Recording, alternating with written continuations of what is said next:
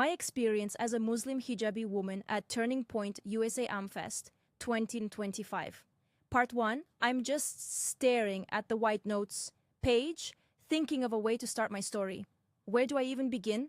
As a Muslim hijabi woman who grew up in Russia, I went to a Turning Point USA Amfest 2025 right after its founder Kirk was assassinated. What the hell was I thinking? First off, I got my ticket before this tragic event took place.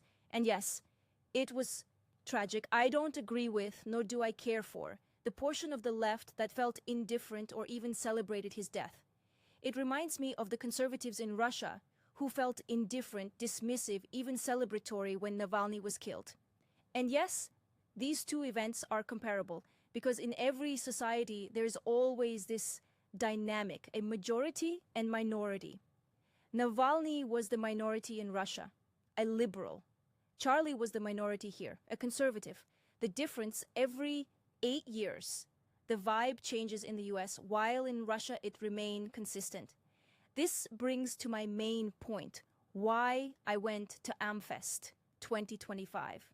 In 2 years, I'll get to vote in presidential elections for the first time in my life and in the life of family. And I needed to know, who are conservatives through my eyes? The eyes of a Muslim girl who grew up in Russia.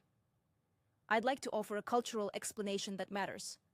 I'm not Russian. Russia is an ethno-state, just like France, Somalia, etc.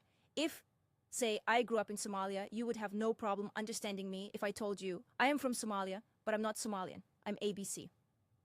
Why? Well, because of my white skin, but also because you have a certain image in your head when you hear Somalian, and I don't fit the picture. It's the same with Russia. Yes, I lived there my whole life, but I'm Avar, an indigenous peoples of the Caucasus colonized by Russia. So there you have it. So don't put me in a box when you hear I grew in Russia. If you're still with me, I'm going to explain what made me decide to go to Turning Point Amfest and what I thought of it.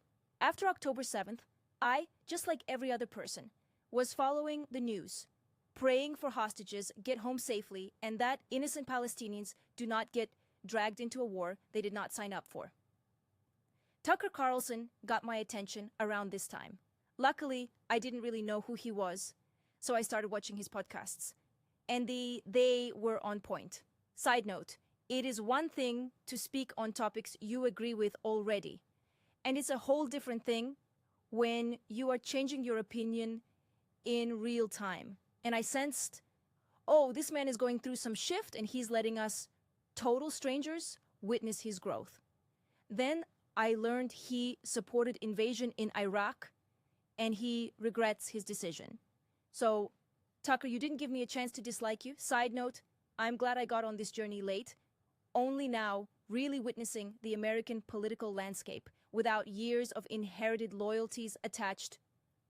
Moving on. When Tucker interviewed an Orthodox nun, Agapia Stephanopoulos, I read horrible comments American Christians left about her facial hair and insinuating she might be trans. I couldn't believe my eyes. I grew up around Orthodox Christians. I visited monasteries. I talked to nuns, spent time with them. After all, I speak Russian. So to say I was offended for them would be an understatement. They don't plug their eyebrows or shave. That's the whole point of being a nun. No concerns for the worldly things. So who are these American Christians? How dare they attack a nun when none of their women ever cover their heads in churches? And most importantly, how can they attack a nun to defend Israel? When I arrived in Phoenix a few days before the conference, I was still feeling okay. I even had a good conversation with a cab driver. He asked what brought me here. I shared my reasons, and at the end of a short back and forth, he looked at me with hopeful eyes. You could make a big impact, he told me. I don't know his political affiliation, nor do I know what he meant by impact, but the conversation was genuine and left me in good spirits. However, the day before the early registration day, and on the morning of early registration day, I had nonstop diarrhea. This detail is louder than I was scared to attend the conference. Now that you know what was my emotional state, you should also know this. People who grew up in Eastern Europe do not show emotions easily.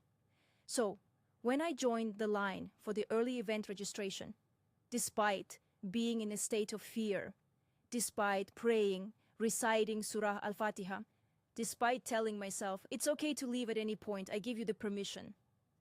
I was calm, friendly, made small talk with the family in front of me in line. Their son helped me find the QR code I needed to get in, and showed no fear.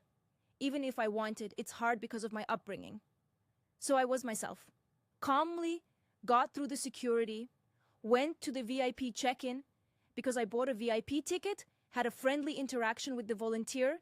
He said my name, gave me the badge, and wished me a good day. Side note, sometimes I feel like being VIP just means people care about you enough to say your name. Almost forgot to mention, the security lady who searched my bag at the entrance to the convention center was visibly startled. She even checked my little bag twice. Not sure what that was about, but it rolled off my shoulders pretty fast. All in all, day one at the convention center was, well, easy. I did see a lot of people do double takes to look at me. They were very surprised to see me there. Guys, you and me both.